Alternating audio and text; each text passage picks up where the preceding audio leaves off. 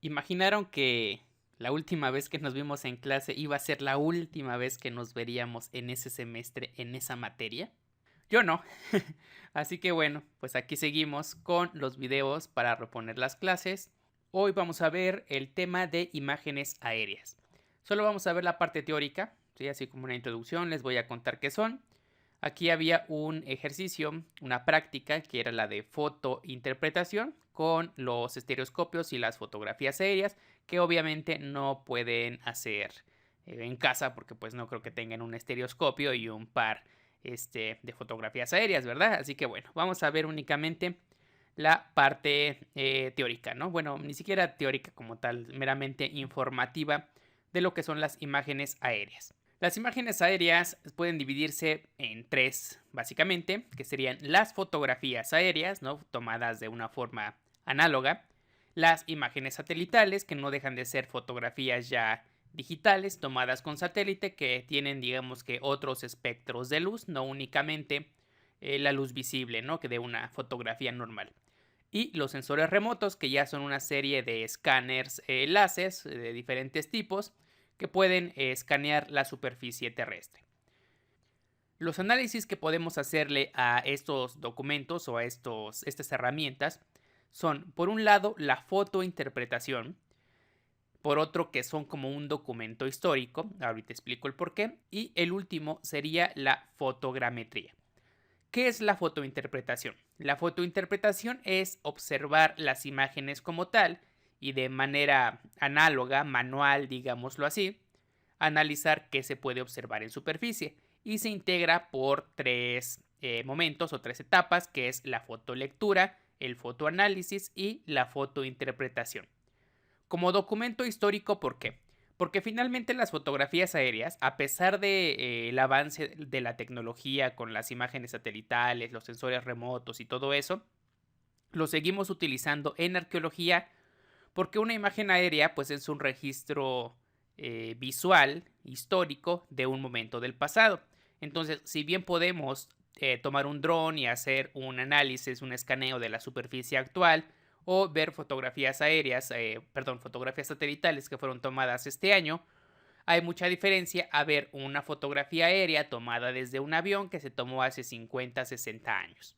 Entonces, esa diferencia de tiempo nos puede permitir observar detalles que obviamente en la actualidad ya no son visibles y que generalmente no son visibles por el avance de la mancha urbana. Entonces, el análisis o la fotointerpretación de elementos arqueológicos en contextos urbanos llega a ser muy útil cuando usamos las fotografías aéreas antiguas para darnos una idea de cómo estaba el entorno. Y a partir de ahí, pues ya proponer elementos para prospección en campo, basándonos en lo que vimos de la superficie de hace varios años. Y el último es la fotogrametría. En la fotogrametría tenemos también diferentes elementos, que es la restitución, ¿sí? Que es modificar o quitarle esas alteraciones naturales que una fotografía genera, la fototriangulación, que es obtener puntos similar a lo que habíamos visto de triangulación con brújula, pero aquí a partir del cálculo de la posición de la cámara fotográfica con respecto a un objeto. Y el modelado tridimensional, que es generar estos modelos tridimensionales que podemos rotar y observar, ya sea de objetos, de edificios, ¿no? De diferentes cosas. Por ahí les subiré después algún videíto de algunos modelos que estoy haciendo, porque ya estoy empezando a aprender esto de la fotogrametría para la digitalización de modelos, más que nada aplicados al registro estratigráfico en excavación de montículos y piezas. Vamos a ver la historia de las imágenes aéreas, algo muy general de cómo fueron desarrollándose estos elementos. En la década de 1930 surge la fotografía aérea análoga, ¿no? Que era tomada con grandes cámaras. Generalmente, o bueno, al principio se usaban fotografías, cámaras montadas en globos aerostáticos. En uno de los primeros países en los que se empezó a usar fue Francia. Y ya posteriormente, a la llegada de la Primera y después la Segunda Guerra Mundial, se empezaron a usar estas cámaras ya montadas en avionetas, sobre todo para cuestiones de prospección o de observar el terreno y conocer a dónde iban a llegar. No tuvo una de sus primeras aplicaciones, fue una cuestión militar.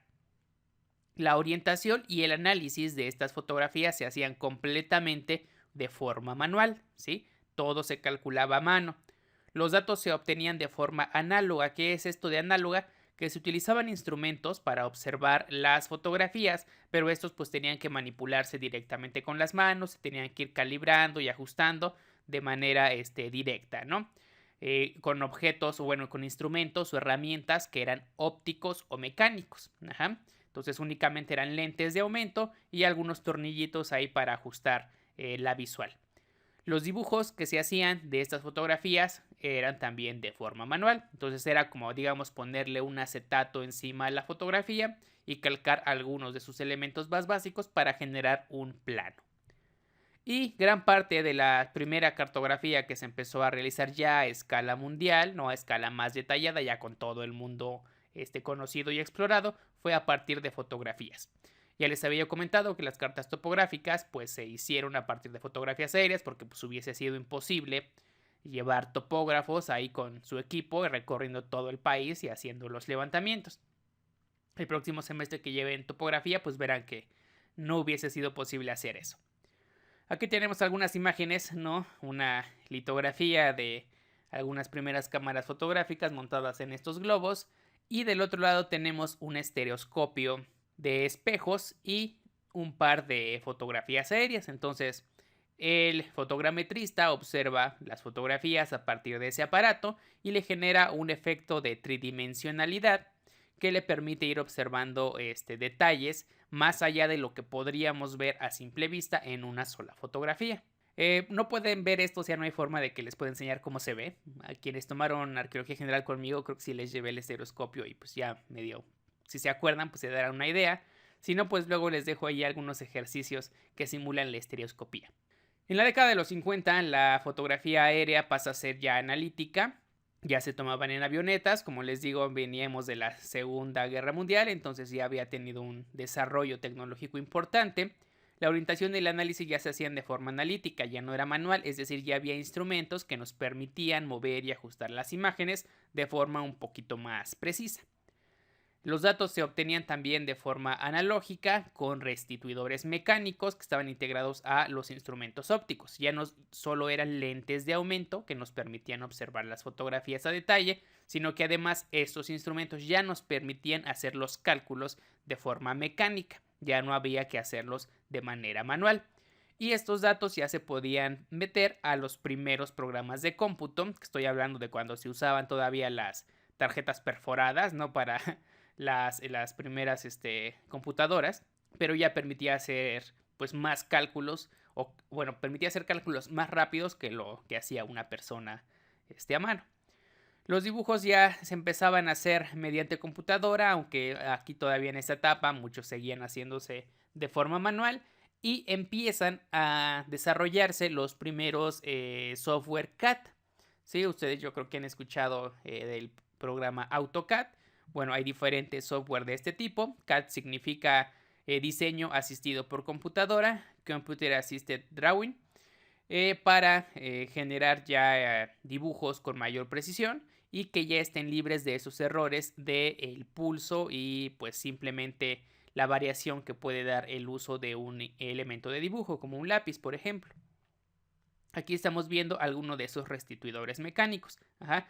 Del estereoscopio que vimos en la otra imagen, que era algo pequeño que cabía en una mesa, a estas tremendas máquinas que se fijaban, se posicionaban para que quedaran completamente estables y alineadas, horizontales, ¿sí? Que no quedaran inclinadas, para permitir la restitución. Y como ven, todo sigue siendo mecánico. Entonces son palancas, tornillos, ¿sí? Pernos que se van moviendo para ajustar las fotografías y permitir que se puedan hacer estos cálculos de manera un poco más rápida. Ajá. Entonces digamos que en el primero estábamos contando a mano y aquí ya tenemos un abaco que nos permite hacer las cuentas más rápido. Estos restituidores que son muy característicos, sobre todo este equipo, es muy característico ese color verde militar, por obvias razones, ¿no? Que muchos de sus principales usos fueron en cuestiones bélicas. Estos verdecitos en particular son de una marca que se llama Bild o Wild, dirían que es Wild, ¿no? Porque así se pronunciaría, pero no está en inglés, está en sueco, me parece.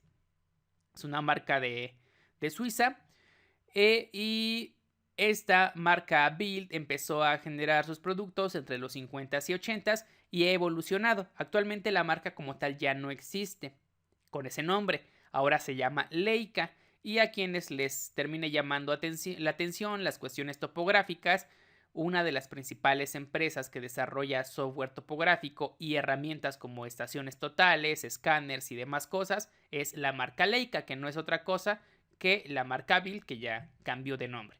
Pero vean, estas maquinotas que se usaban antes, principalmente para hacer las cosas un poquito más rápido. Después llegamos a los 80, ¿no? El salto de lo tecnológico, lo digital. Esos restituidores mecánicos dieron paso a los restituidores digitales.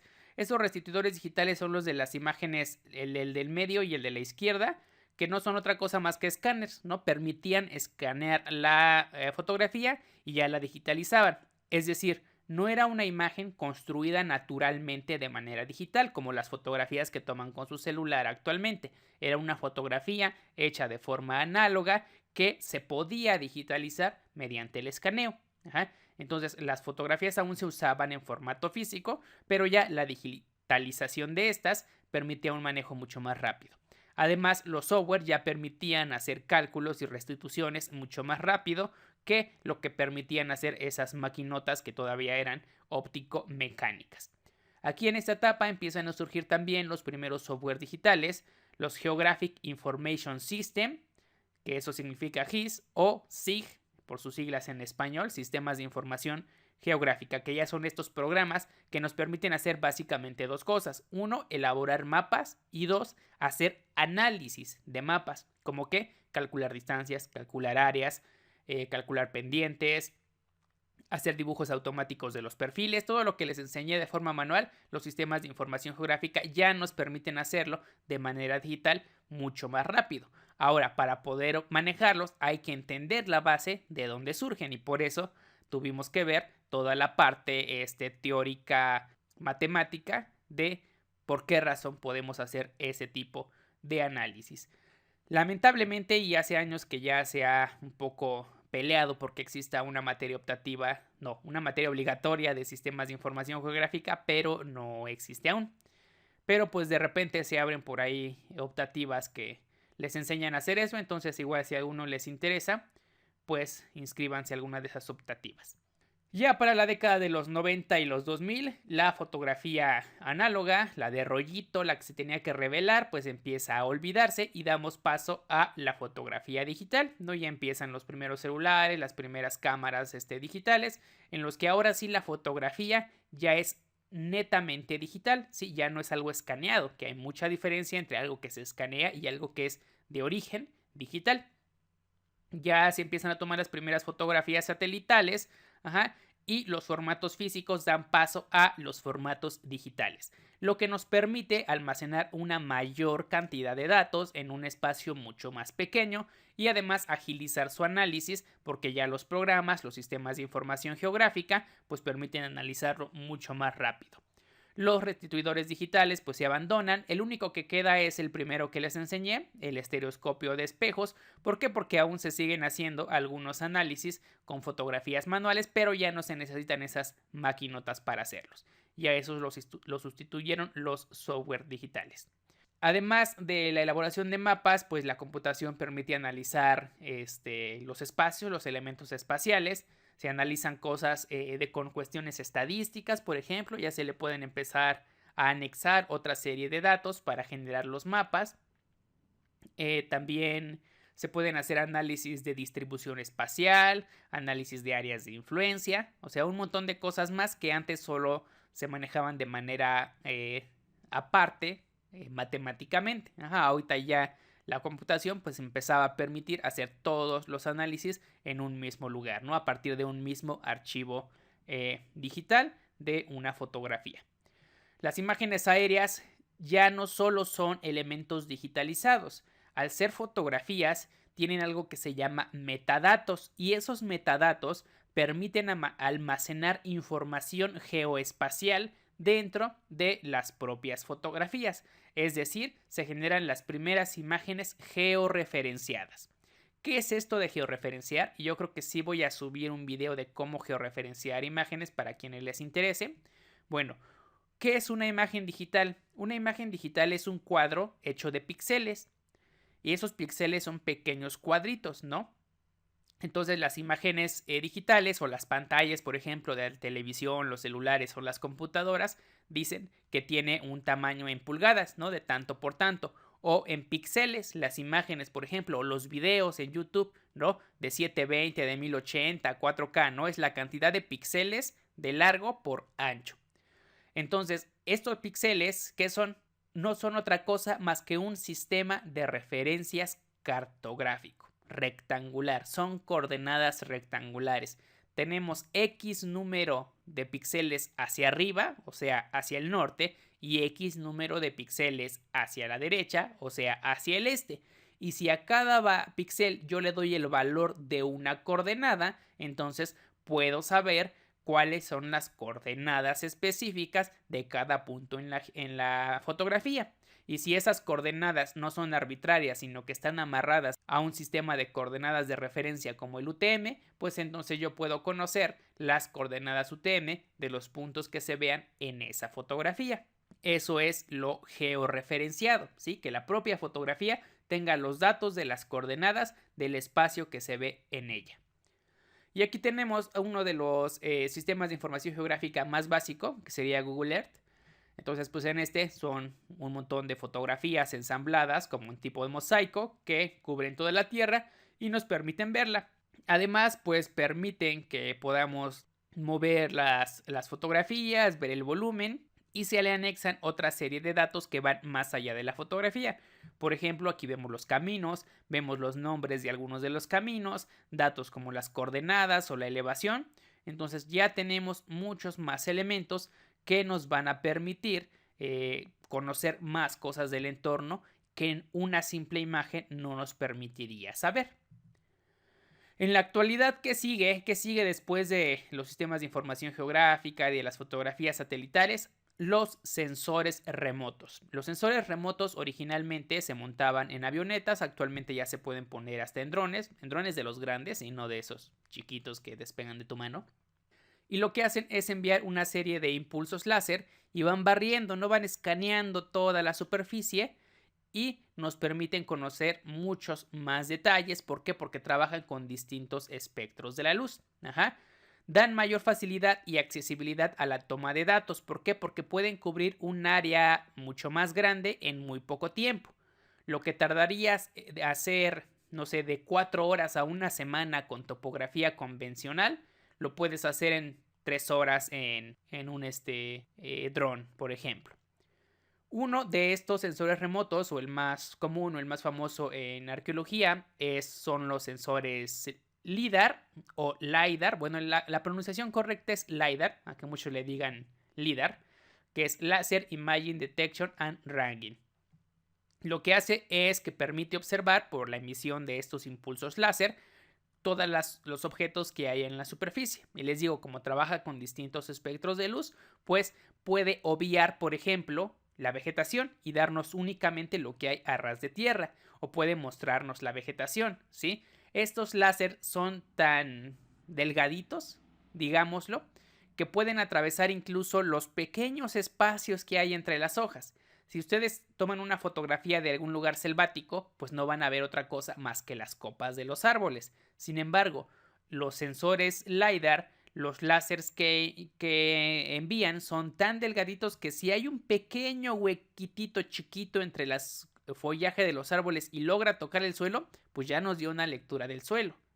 Algunos incluso pueden dar una lectura de hasta algunos centímetros o metros por debajo de la superficie, ¿sí? Entonces son muy útiles. ¿Por qué? Porque una fotografía aérea tiene limitantes dependiendo de qué cosas hayan en la superficie y que nos puedan estorbar, cosa que los sensores remotos ya no les afecta.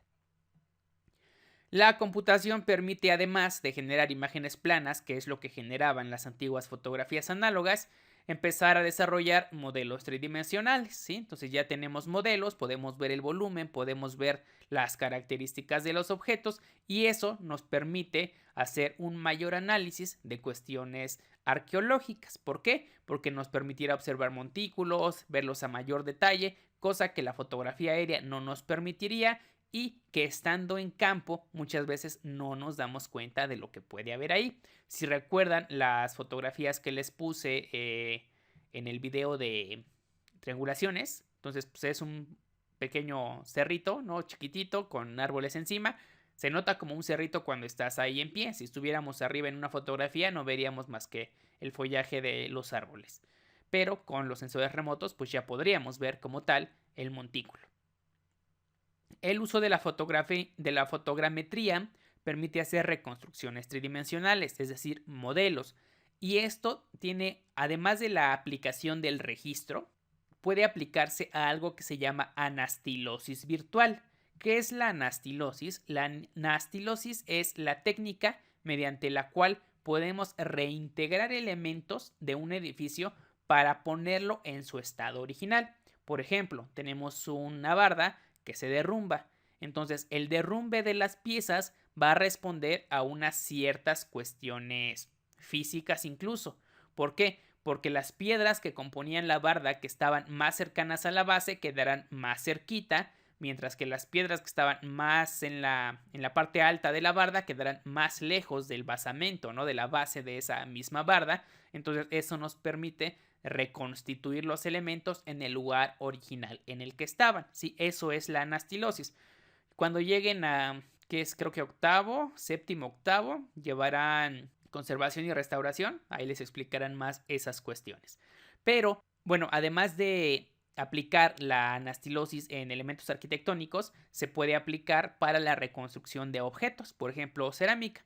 Entonces, si nosotros fotografiamos cada pequeño tiesto de la pieza, generamos una imagen digital, pues podemos ir armando el rompecabezas en nuestras computadoras antes de hacerlo en la realidad. Y entonces al momento de empezar a pegar ya los fragmentos reales, nosotros sepamos ya cómo están, cómo tienen que quedar. ¿Por qué? Porque ya vimos cómo se hizo esto de manera virtual. Aquí tengo, por ejemplo, esta imagen que es un análisis con LiDAR de un sitio en la zona maya. Vean cómo hay elementos que se puede ver perfectamente los elementos urbanos. A ver, aquí se ve el mouse. Vean, se ven los basamentos piramidales, los caminitos, ¿no? Todas las áreas que se abarcaron y se ve también la topografía, el relieve del sitio, ¿no? Las partes que están más elevadas, como en la montañita, las partes bajas por aquí, ¿no? Aquí, por ejemplo, escurriría el agua, digámoslo. Ajá, entonces podemos ver lo arquitectónico y lo topográfico sin el estorbo de la vegetación. Es el mismo lugar, véanlo. Lo que una fotografía aérea convencional nos da, lo que una imagen LiDAR nos permite observar. ¿Ok? Vamos a ver cómo está esta cuestión. Vean, estas dos que están aquí, que están casi del mismo tamaño, son estas dos chiquitas que están acá. Ajá. Hacia acá hay otra cosa, que es esto que se alcanza a ver aquí. Y del otro lado están estos dos templecitos. Ajá. De este lado aquí donde está mi cursor hay otro basamento elevado, que es este de acá. Y después de las dos que están cerquita, un poco más lejos y tantito hacia la izquierda, está otro basamento elevado, que sería este que está por acá. ¿Ok? Vean cómo están entonces en la misma disposición. Dos cerquita, uno hacia arriba alejado, otro hacia la izquierda alejado. Dos cerquita, uno hacia arriba tantito más alejado y otro hacia la izquierda tantito más alejado. Pero vean la diferencia, aquí no vemos nada de cómo es el suelo como tal, ¿sí? Cómo es la topografía del sitio. Y aquí sí, ya lo vemos a mayor detalle. Entonces vean toda la diferencia que nos da una imagen LiDAR de una fotografía aérea convencional. ¿Por qué no se usan siempre la imagen LiDAR en todo momento? Porque pues, es muy costosa todavía, ¿no? Más o menos está por ahí del $500,000 de pesitos. Aquí seguimos ahora con lo que es la fotografía aérea. Ya vimos la parte histórica de cómo se desarrolló. Vamos a centrarnos ahorita en lo que es fotografía aérea. ¿Cuáles son los principales usos de la fotografía aérea? Para hacer fotointerpretación, como ya les comenté, y para hacer fotogrametría. Fotointerpretación es como hacer la lectura de mapas, básicamente, pero con fotos. Y la fotogrametría es la obtención de datos a partir de esas fotografías. Se obtienen mediante vuelos que van tomando fotografías a alturas determinadas a una frecuencia constante. Sí, ahorita vamos a explicarlo un poquito más. Y el análisis de estas fotografías se realiza mediante pares estereoscópicos. ¿Qué son pares? Son dos fotografías en el que el 60% o el 65% de una fotografía se repite en la segunda fotografía. Entonces cada uno de sus ojos ve solo una de esas fotografías y genera un efecto de tercera dimensión. ¿Para qué nos sirve hacer este análisis? Para dibujar mapas, para observar los elementos que hay en el relieve y que la vegetación no nos estorbe. Y es útil para prospección y recorrido de superficie. ¿Por qué? Porque podemos observar elementos en superficie y al momento de que nosotros vayamos a campo, pues ya nos centramos únicamente en donde están esos elementos interesantes que observamos desde las fotografías. Entonces, con una fotografía podemos cubrir, no sé, 400 hectáreas en una semana, a lo mejor en gabinete, y ya cuando vayamos en campo, pues reducimos esas 400 hectáreas a lo mejor a 50 hectáreas que nos parecieron interesantes y que ya nada más vamos a recorrer esas. Aquí está la cuestión de las fotografías. Si ven, aquí va el avión, ¿no? Esta línea punteada es la línea de vuelo, es decir, la ruta en la que va volando el avión y va tomando fotografías cada cierto tiempo o cierta distancia. Y vean, la fotografía 1 se sobrepuso a la fotografía 2, entonces hay una parte que es esta parte sombreada que se repite en ambas fotografías. ¿Sí? Ese es el traslape que se hace en ambas y nos permite generar el efecto de fotogrametría, que lo voy a explicar un poco más adelante. Las fotografías se pueden tomar de tres formas. La alta o inclinada, que sería esta, en la que alcanzamos a ver nosotros el horizonte. Vean, aquí veríamos el horizonte. La horizontal, bueno, la baja inclinada, en la que está inclinada la fotografía, pero no alcanzamos a ver el horizonte, ¿sí? ¿Qué es el horizonte? Esa línea donde se diferencia la tierra del cielo. Y la fotografía vertical o cenital, en la que está completamente perpendicular al suelo. Esta es la más útil porque es la que tiene menor deformación y nos puede dar una lectura un poco más fiable en cuestión de distancias, por ejemplo. ¿Qué características se necesitan para hacer esta toma de fotografías? Bueno, que la trayectoria que sigue el avión sea constante. A esta trayectoria se le llama línea de vuelo.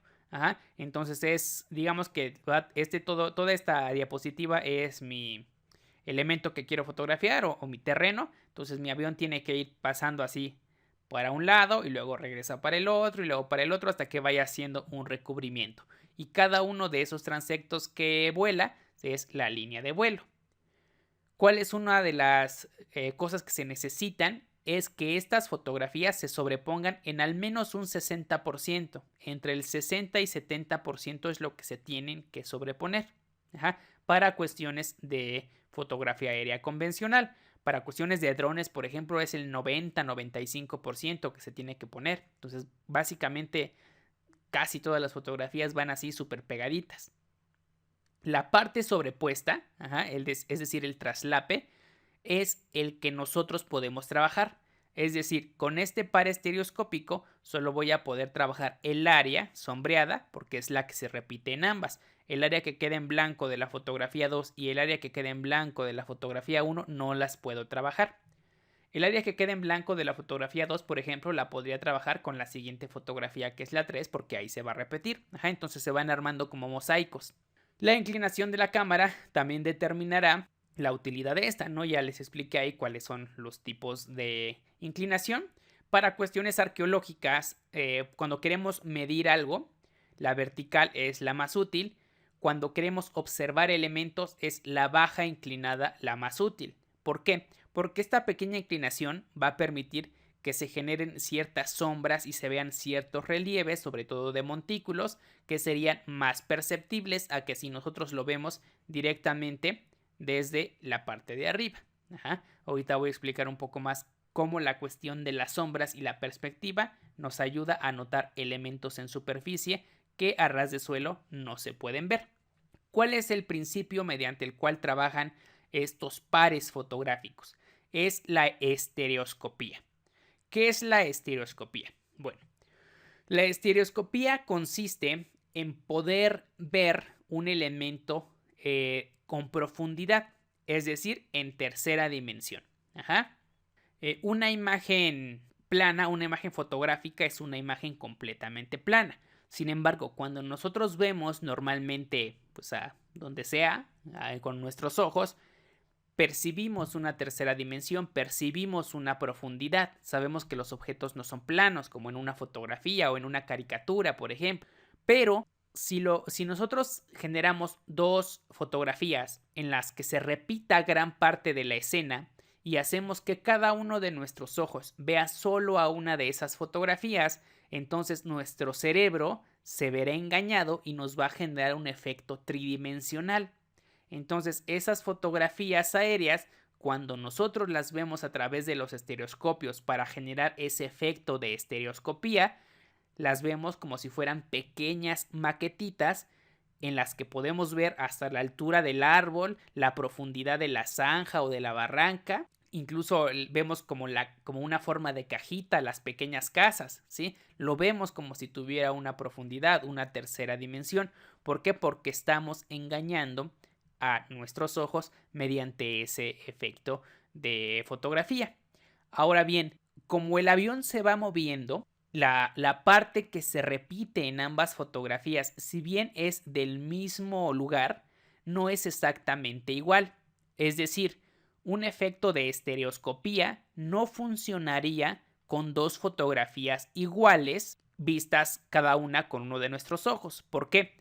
Porque nuestros ojos no están en el mismo lugar, nuestros ojos están un poquito separados. Entonces, cada uno de nuestros ojos ve a un objeto a la distancia de nosotros desde una perspectiva ligeramente diferente. Eso es lo mismo que genera el avión al irse moviendo e ir tomando las fotografías de forma pausada o separada. Que la fotografía 1 abarque un área que también la abarca la fotografía 2, pero que la ven desde perspectivas distintas. Ajá. Entonces, los pares estereoscópicos son fotografías en las que se repite en al menos un 60% la misma imagen, pero tomada desde distinta perspectiva. ¿Por qué? Porque nuestros ojos también ven las cosas desde distinta perspectiva. Aquí tengo un ejemplo de par estereoscópico. Vean que en la primera tenemos, por ejemplo, esta forma aquí medio rara de esto que parece como ser un río, ¿no? Entonces tenemos esta pequeña islita aquí alargada, que es esta misma que está acá, ¿ok? Con la ayuda de los cuadrantes podemos ver que en el cuadrante, pues que sería el sureste, está esta lengüita, pero aquí está en el otro cuadrante. Vean, se movió, se está repitiendo gran parte de la escena, pero está desplazada por ese movimiento del avión. Ahora, si observan, las fotografías no son idénticas. Vemos esta lengüita, pero no se ve exactamente igual que aquí. ¿Por qué? Porque la perspectiva es distinta. Ajá, se movió y por ende no es exactamente igual. O sea, ni siquiera la parte que se repite, que sería todo esto, que también está acá, no es exactamente igual de ambos lados. Vean, por ejemplo, estas pequeñas linecitas aquí donde está el cursor. Aquí no se ven iguales. Ajá. Vean el tono del color de la imagen. Aquí no se ve igual. ¿Sí? Vean este como ovalito. Aquí no se ve exactamente igual. ¿Por qué? Por el cambio de la perspectiva. ¿Ok? Lo que trabajaríamos en esta imagen es justo la parte que está sobrepuesta. Vean cómo esta parte ya quedó fuera, pero se continúan los elementos. Y entonces así vamos armando un mosaico, como si fuera un trenecito de muchas fotografías, que son las que va tomando el avión a lo largo de su línea de vuelo. Aquí vemos lo que es el estereoscopio. ¿Qué es el estereoscopio? Pues es una herramienta que nos facilita esta visión estereoscópica. ¿Por qué? Nuestros ojos estarían aquí arriba, cada uno ve en uno de los objetivos rebotan aquí en un espejito que está inclinado, luego rebotan acá, todo esto es un espejote, y luego se van hacia abajo a ver la fotografía. Digamos que estamos viendo el punto aquí M y aquí también estamos viendo el otro punto M de la otra foto. Entonces nuestros ojos, que están separados pues poquito por la distancia normal de nuestras caras, lo que hacen es, digamos, separarse mucho más con la ayuda de los espejos. Entonces la imagen aquí rebota en este espejo, acá rebota en ese otro espejo y ya va a nuestros ojos. Entonces básicamente lo que un estereoscopio de espejos hace es separar más la capacidad de ver en nuestros ojos, ¿sí? De alejarla. Y así podemos tener las fotografías separadas, pero verlas como si estuvieran en un mismo punto, ¿sí? Entonces, lo que se vea aquí en este espejo se verá en un ojo, lo que se vea en el otro se verá en el otro ojo. Hay otros utensilios más chiquitos que son los estereoscopios de espejo, que también son igualmente útiles. De hecho, a muchos de sus compañeros en cursos pasados se les ha hecho más fácil observar el efecto estereoscópico en esos que están más chiquitos. E igual, como tenemos lo que se repite en la foto, aquí digamos y acá, pues aquí estaríamos viendo con uno y aquí estaríamos viendo con otro los mismos elementos en ambos lados para que genere ese efecto tridimensional. La desventaja es que pues nos permite trabajar áreas muy pequeñas porque es la cercanía de nuestros ojos y pues nos permite abarcar más distancias en las fotografías. Aquí está otra imagen mucho más visual, ¿no? Nuestros ojos ven a través de los lentes, reflejan en los primeros espejos, reflejan en los segundos y ven la fotografía. ¿Sí? Que es básicamente lo que hacen es separar nuestros ojos. ¿De dónde surge esta cuestión de la visión estereoscópica? Si ustedes ponen, vamos a hacer unos ejercicios, hasta ahí los apunté en la diapositiva para que no se me olvidaran. Esto estaba pensado para de por sí pasárselos como diapositiva en la clase. Entonces quiero que pongan sus dos índices levantados enfrente de ustedes, ¿ok? Estiren las manos y vean sus dedos índices levantados. Y fijen un punto que se vea al fondo de donde sea que estén viendo esto, a la lejanía, y véanlo. Ustedes vean ese punto, no vean sus dedos, ¿sí? Digamos que el punto tiene que estar en la misma dirección que están sus dedos enfrente de ustedes. Y luego van separando sus dedos y ustedes siguen mirando hacia enfrente. Va a llegar un momento en el que ya no van a ver sus dedos, van a desaparecer. Ese es el punto ciego. El punto ciego es un lugar al que ya no da nuestra vista. ¿Por qué? Porque digamos que si nosotros estamos viendo al frente, y ahí imagínense que son 90 grados, digo 0 grados, justo enfrente de nosotros. Si abrimos hacia nuestra derecha, a los 90 grados, por ahí de los 85 a lo mejor ya se pierde nuestra mano o lo que estemos viendo. ¿Sí? Entonces ni siquiera vemos 180 grados. Entonces solo vemos hasta cierto punto. No vemos a lo que hay atrás de nosotros. Y eso es uno de los elementos que permite el desarrollo de esta visión de paralaje. Ese efecto de movimiento o de desplazamiento provocado por la separación de nuestros ojos se conoce como efecto de paralaje y es muy sencillo de observar. Si ponen ustedes, dependiendo en dónde estén, busquen algún objeto, un objeto que no se mueva, en donde estén, en su cuarto, su sala o donde sea, y obsérvenlo. Y tápenlo con su dedo índice. Ajá. Cierren uno de sus ojos y tapen ese objeto con su dedo índice. Así, estirado su brazo hacia enfrente de ustedes, agarren su dedo índice y tapen ese objeto. Ajá, viendo con un solo ojo. Ahora intercambien de ojos y verán que ese objeto que estaban tapando ya no está tapado, ¿sí? Su dedo se desplazó hacia la izquierda o hacia la derecha, dependiendo de qué ojo hayan abierto, y dejó de tapar ese objeto que estaba enfrente. Ajá. Entonces, si ustedes van moviendo sus ojos o intercambiando y cerrando, abriendo y cerrando alternativamente sus dos ojos, verán cómo ese objeto que está al fondo se tapa o se destapa con su dedo y se movió un pequeño, una pequeña distancia. Esa distancia es justo el paralaje, que es la diferencia o la distinta perspectiva que nos dan nuestros ojos por estar separados. ¿Y de dónde surge esto o por qué tenemos esa capacidad de ver con paralaje? Una de las razones es por origen evolutivo. Por ejemplo, antes, y estoy hablando de homínidos antes de los Homo, el que se les ocurra, cuando todavía eran simios en los árboles, una de las cosas que hacen los simios en los árboles es brincar de una rama a otra. Entonces, si tú no puedes calcular la distancia que hay entre el árbol en el que estás y el otro al que vas a saltar, pues te caes al suelo y te come el león. Entonces, necesitaron desarrollar una visión que les permitiera calcular la distancia a un objetivo y por esa razón tenemos esa visión de paralaje que nos permite calcular distancias y ver con profundidad. Si no pudiéramos ver con profundidad, los simios no hubieran podido ir brincando de un árbol a otro. Entonces, el cálculo de distancias y de profundidad era un elemento indispensable y desde ese entonces, ¿no? Se empezó a pasar a los siguientes homínidos hasta que llegó a nosotros, que tenemos también esa visión. Ahora, otro elemento importante. Los simios y nosotros tenemos los ojos hacia enfrente. ¿Qué otras especies animales tienen los ojos hacia enfrente? Piensen en todos los depredadores. Un tigre, un lobo, un perro, un águila. Todos tienen los ojos hacia enfrente. ¿Por qué? Porque les permite calcular distancias. ¿Distancias a dónde? A su presa. Ahora piensen en los animales herbívoros. Un venado, una cebra, una vaca, un caballo. ¿En dónde tienen los ojos? No los tienen hacia enfrente, los tienen hacia los lados. Y eso les permite tener una visión casi de 360 grados.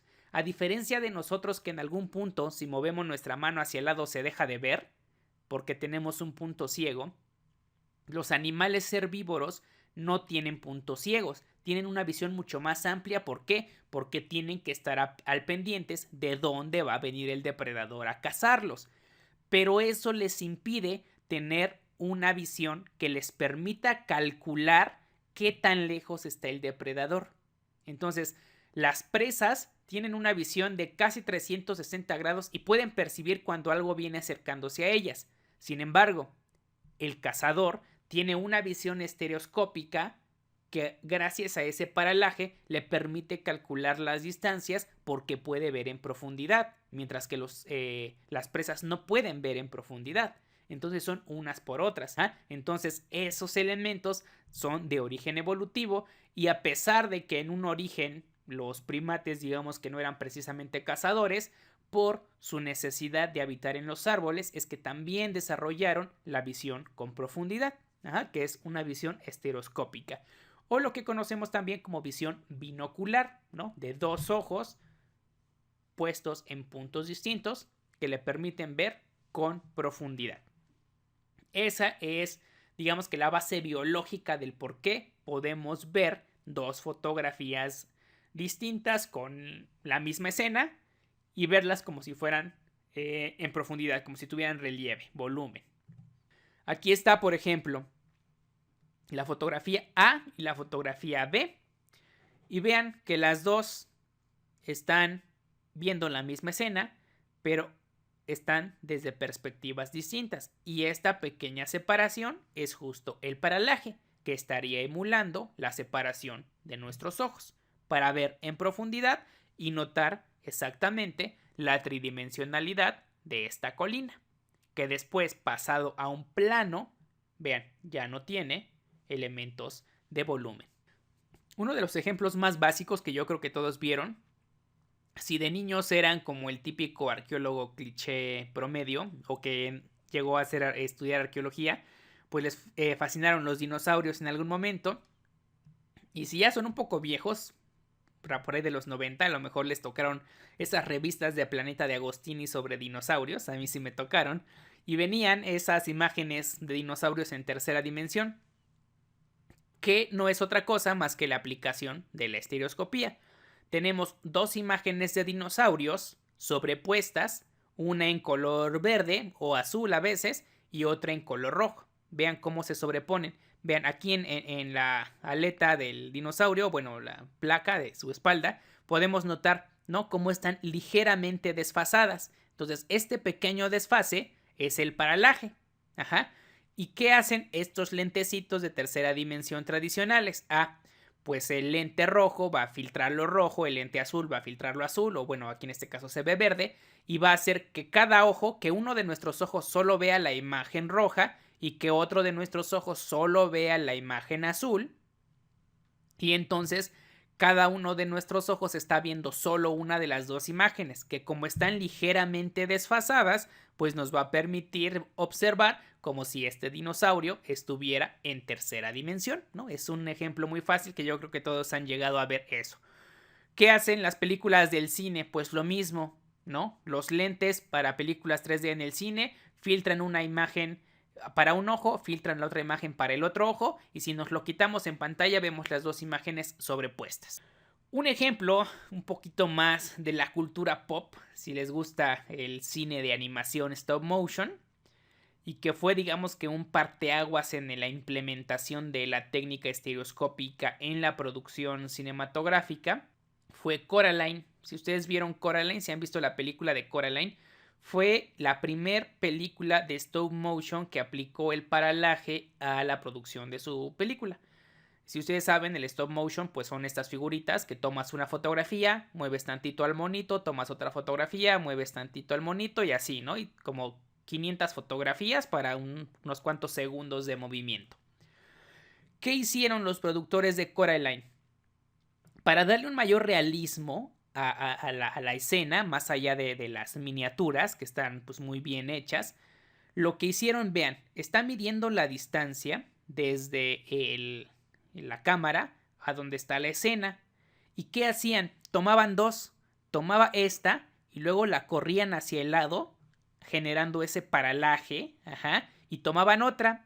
Entonces, al momento de ya hacer la producción, de editar, pues mezclaban las dos imágenes para generar un mayor efecto de profundidad. Entonces, hay muchos usos para la fotografía y para esta cuestión estereoscópica, más allá de una simple cuestión científica, ¿no? Entonces aquí lo estamos viendo en un ámbito pues de entretenimiento. La fotointerpretación. ¿Qué es la fotointerpretación? Pues la técnica que consiste en examinar una fotografía aérea con el propósito de identificar los diferentes componentes del paisaje y generar una descripción. Les digo, es como ver el mapa para ver qué hay ahí, pero en lugar de un mapa es una fotografía. La ventaja, el mapa, al ser una representación, usa símbolos. La fotografía es una fotografía, es un reflejo de la realidad más directo que nos será más fácil leer. La desventaja, el mapa trae explicada su simbología, la fotografía no. Entonces, para ver qué cosa es eso que se ve como mancha ahí en la foto, necesitamos tener una serie de conocimientos teóricos que nos permitan hacer el análisis. Y tenemos también las distintas etapas, que son la fotolectura, que no es otra cosa más que pues, ver qué hay. El fotoanálisis, que es identificar qué elementos de los que estamos observando ahí son qué cosa. Es decir, ese manchón de árboles que representa. Puede ser un montículo. Y la fotointerpretación como tal, pues es ya hacer pues como tal esta interpretación de qué nos dice la fotografía sobre una cuestión arqueológica. Ahora, si ustedes buscan en la literatura los van a encontrar así, como fotolectura, fotoanálisis y fotointerpretación. Si nos regresamos a la cuestión de mapas, en mapas es lectura, interpretación y análisis.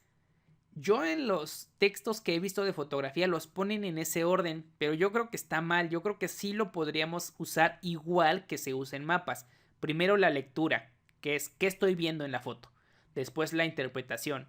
Eso que estoy viendo, qué representa del relieve. Y finalmente el análisis.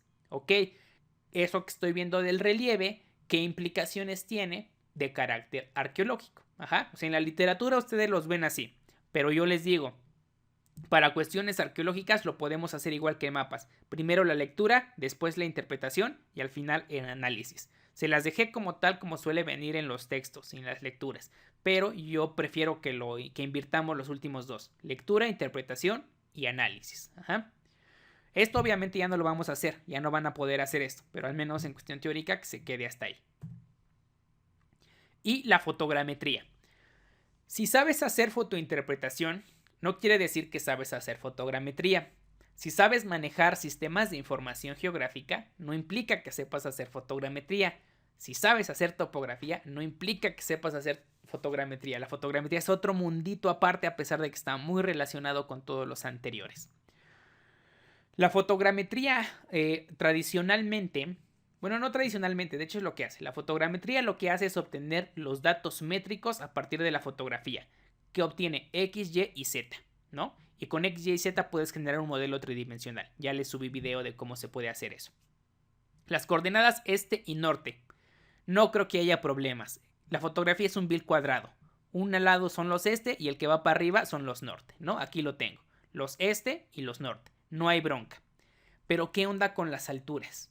A diferencia de los mapas donde tenemos una curva que nos da una cota, ¿no? Un valor numérico de altura, las fotografías no tienen eso. Entonces, cuando la fotografía se hacía de forma análoga, se usaba la barra de paralaje, que es esta barrita que tiene dos vidrios y en los vidrios tienen unas pequeñas marquitas que podían ser puntos, podían ser circulitos o podían ser pequeña X. Algunos traían dos, algunos traían incluso los tres. Esta barra de paralaje se pone un vidrio en una foto, el otro vidrio en la otra foto sobre el mismo elemento. Y con el micrómetro, que esto es el micrómetro, esta cosita, aquí se agarra, se gira y esto se va alejando o separando. Entonces llega un punto en el que ustedes estas marquitas las ven que están flotando ahí en el relieve. O sea, ustedes ya están viendo el efecto estereoscópico en la foto, ya lo ven como si estuviera en tercera dimensión. Ponen la barra de paralaje, ponen los puntitos sobre la foto y los ven como si están flotando. Entonces con la barra con el micrómetro, lo van girando hasta que esos puntitos se ve como aterrizan en el suelo, ¿sí? Como si fuera un puntito ahí, un ovni flotando y que de repente, ¡pum!, aterriza sobre el suelo de la fotografía. Y entonces eso les va a dar una lectura aquí que les va a permitir calcular la altura. Ajá. Y así ya se puede obtener la coordenada Z. Obviamente no es nada más así de simple, ¿no? La altura que hay aquí se tiene que calcular con una serie de fórmulas y pasos que son como fácil 15 veces más complejo que lo que hemos visto aquí, nada más para obtener esa altura a partir de la fotografía. Qué suerte que ustedes no son topógrafos o que no son fotogrametristas, entonces nunca lo van a usar. Ni siquiera yo sé cómo hacer todos esos cálculos, ¿sí? Entonces están bastante complejos, pero se puede. A partir de una simple fotografía que no tiene ningún valor numérico, como si lo tiene un mapa, con este instrumento óptico podemos calcular las alturas. Y a partir de esas tres alturas, tenemos X, Y y Z, pues ya podemos generar cualquier modelo tridimensional. Ahora, esta diapositiva pues me la voy a pasar. Bueno, ¿para qué se puede usar esto? Para obtener las coordenadas, como ya les dije, para realizar planos topográficos, porque pues si ya estamos obteniendo las coordenadas, podemos hacer el plano. Planos arquitectónicos, por ejemplo, de una fachada, de un edificio, hacer registros tridimensionales, hacer restituciones tridimensionales. ¿Cuál es la diferencia? El registro pues es tener la foto ahí, ¿no? Y la restitución es que, creo que ya les había comentado, la fotografía genera una distorsión en la imagen. Entonces, cuando nosotros restituimos una imagen, le quitamos esta distorsión para ver la imagen como si la estuviéramos viendo con nuestros ojos. Porque si ustedes ven una fotografía de un lugar, pues hay una pequeña alteración. ¿Por qué?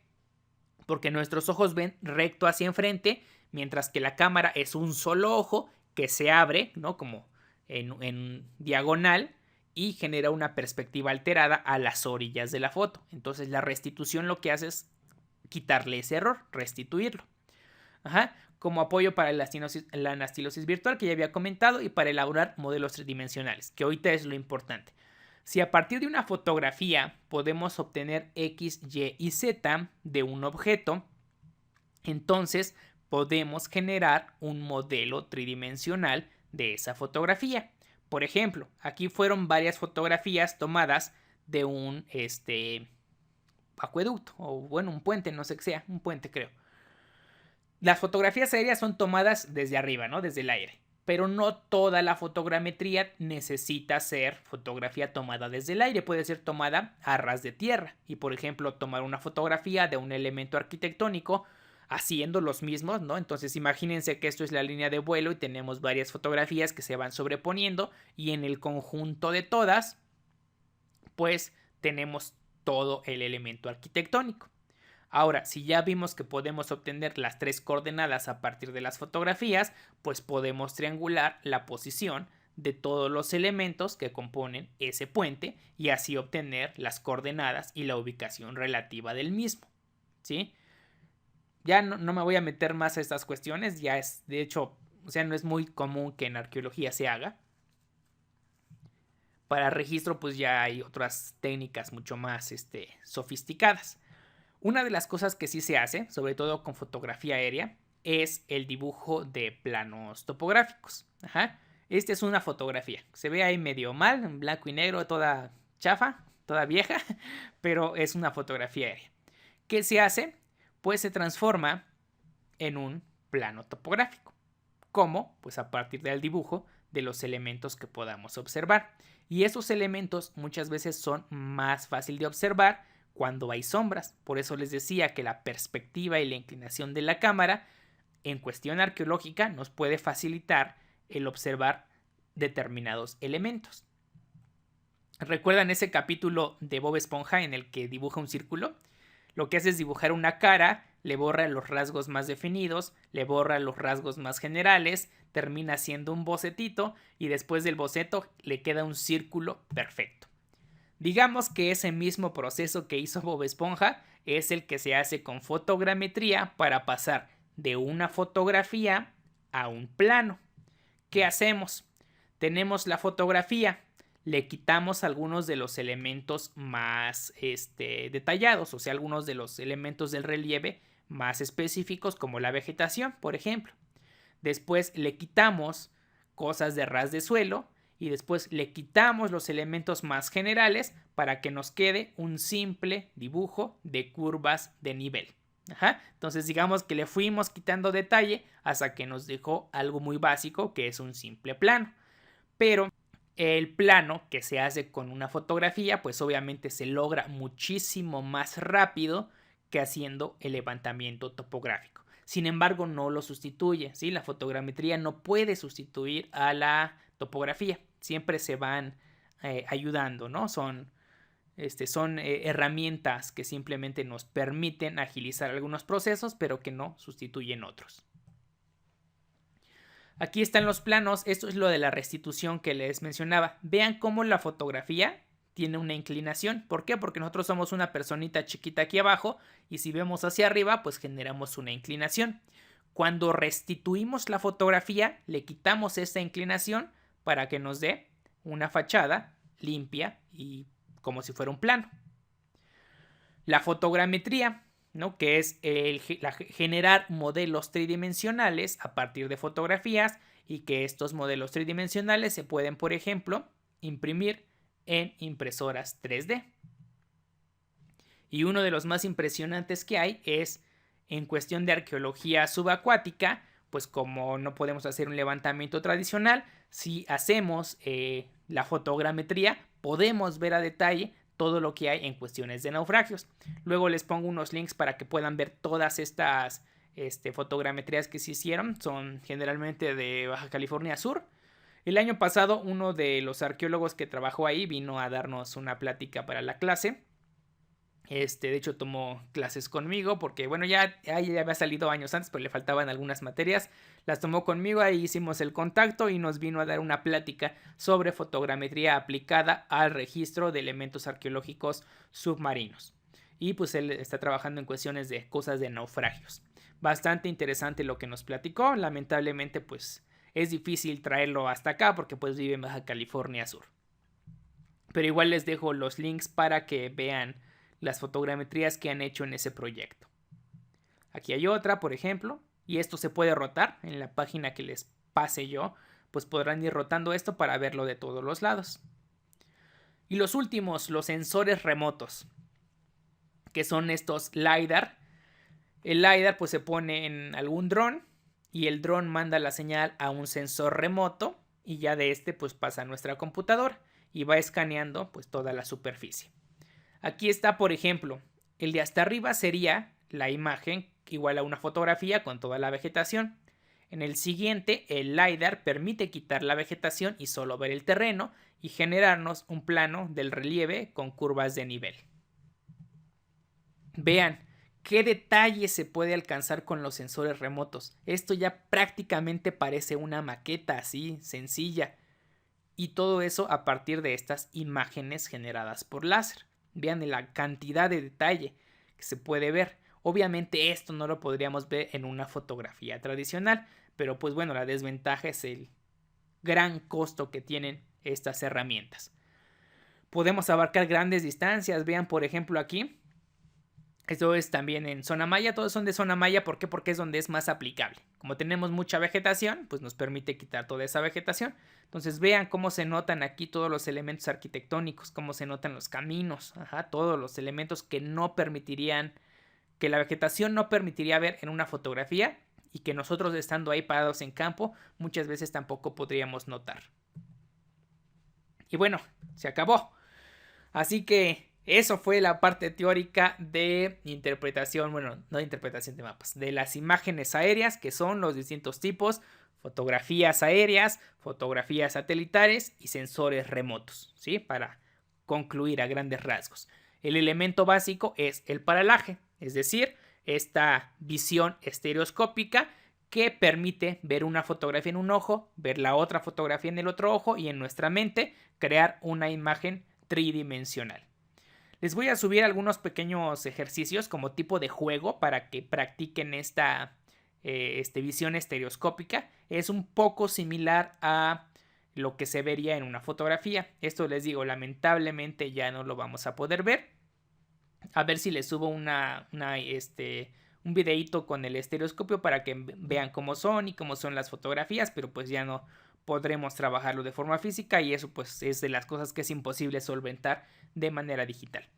Así que bueno, al menos la parte teórica introductoria ya la tienen, era la menos importante de hecho, la más importante era que lo trabajaran como tal, pero pues ni modo, así las circunstancias. Así que pues nos estamos viendo en otro de los videos, que estos ya no tienen ejercicios, ¿no? Pues ya no les puedo poner ejercicios, pero pues ahí que esté la información. Así que espero que estén todos bien. Adiós.